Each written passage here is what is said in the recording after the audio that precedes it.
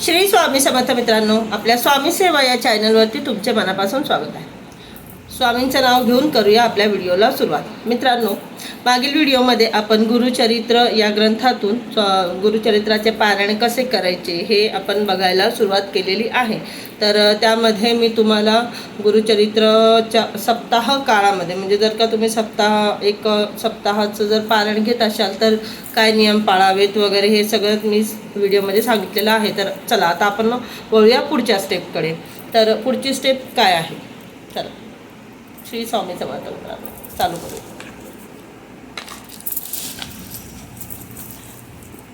पारायणाच्या प्रारंभी करण्याचा संकल्प। पारायण करायचं आहे आपल्याला, तर आपण ज्या वारी पारायण करायला घेतो तर सगळ्यात पहिली सुरुवात ही संकल्पाने होते।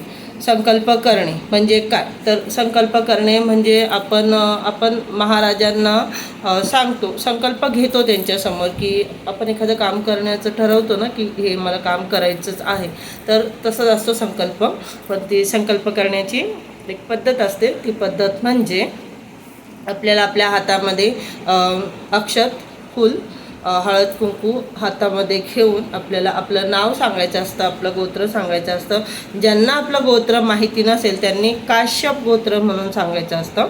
आणि हे सगळं सांगून स्वामी माझं असं स्वामी बोला दत्तगुरू माझं हे कार्य आहे आणि ह्या कार्याला पूर्ण करण्यासाठी मला पारायण करायचं आहे। मी पारायणाचा संकल्प घेतोय, परंतु हे माझं पारायण तुम्ही माझ्याकडनं पूर्ण करून घ्या असं बोलून आपल्याला ते अक्षत आणि ते पाणी असं ते एका ताम्हणामध्ये सोडायचं असतं। ही सगळ्यात पहिली पारायणाच्या दिवशी करण्याची सगळ्यात पहिली ही स्टेप आहे, म्हणजे संकल्प करणे। म्हणजे आपण आपल्या देवांच्या समोर तो संकल्प घेतो, तिथून आपला संकल्प सुरू होतो। बघा, पारायणाच्या प्रारंभी करण्याचा संकल्प आचमन करायचं असते। मी आपल्या भाषेमध्ये तुम्हाला थोडक्यात सांगितलं आणि असंच करायचं असतं। बस इथे पुस्तकामध्ये मंत्रासहित गुरुचरित्र या ग्रंथामध्ये मंत्रासहित आपल्याला दिलेलं आहे। तर जेव्हा आपण पारायण करायला घेऊ तेव्हा आपल्याला पुस्तकामध्ये सगळे मंत्र इथे लिहिलेले आहेत। मंत्र मी आता बोलून दाखवत नाही आहे, थोडक्यात मी सांगितलं। त्यानंतर आपल्याला आपल्या देवांना वंदन करायचे आहे। आपले जे इष्टदेव असतात, सगळ्यात पहिले तर आपल्याला गणपती बाप्पा यांना वंदन करायचं असतं। त्यानंतर आपले जे इष्टदेव आहे, आपले जे कुलदेवता आहे, आपले जे ग्रामदैवत आहे, आपले जे वास्तुदैवत आहे यांना आपल्याला वंदन करायचं असतं। आणि हे सगळं केल्यानंतर आपल्याला पुढे जे आपलं पारायणाची पुढची स्टेप करायची असते। तर हा झाला संकल्प। आता 7 दिवसाचा जर संकल्प करायचा असेल तर 53 अध्याय आहेत। हा जो गुरुचरित्र ग्रंथ माझ्याजवळ आहे, माझ्या हातामध्ये जो आहे त्याच्यामध्ये 53 अध्याय आहेत। तर 53 अध्याय हे आपण कशा प्रकारे वाचले तर ते 7 दिवसामध्ये 7 दिवसामध्ये पूर्ण होतील।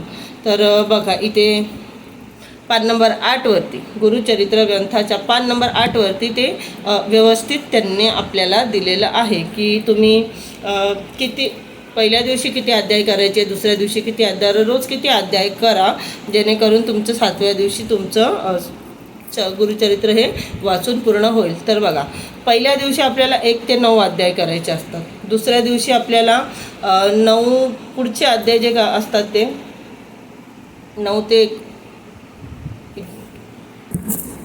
मित्रांनो, इथे आपल्याला ग्रंथामध्ये 8 नंबर पानावरती डिटेलमध्ये दिलेलं आहे की आपल्याला प्रत्येक दिवशी किती अध्याय करायचे आहे। त्या हिशोबाने आपण जेव्हा पारायण करायला घेऊ तेव्हा आपल्याला इथे व्यवस्थित दिलेलं आहे की पहिला दिवस, दुसरा दिवस, तिसरा, जसं तुम्हाला अध्याय करायचे आहे ते तुम्हाला इथे दिलेले आहे।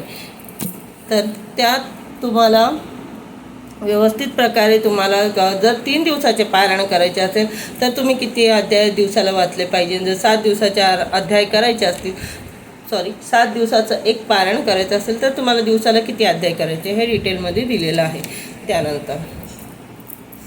त्यानंतर पुढील पानावरती जे आहे मित्रांनो, हे बघा इथे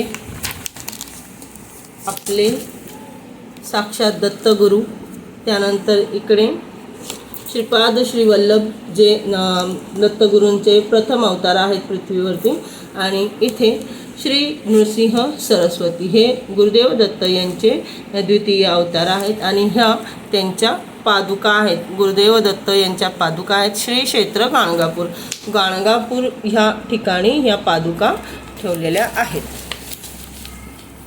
तर आजच्या व्हिडिओ फक्त इतकंच. भेटूया पुढच्या व्हिडिओत. श्री स्वामी समर्थ मित्रांनो.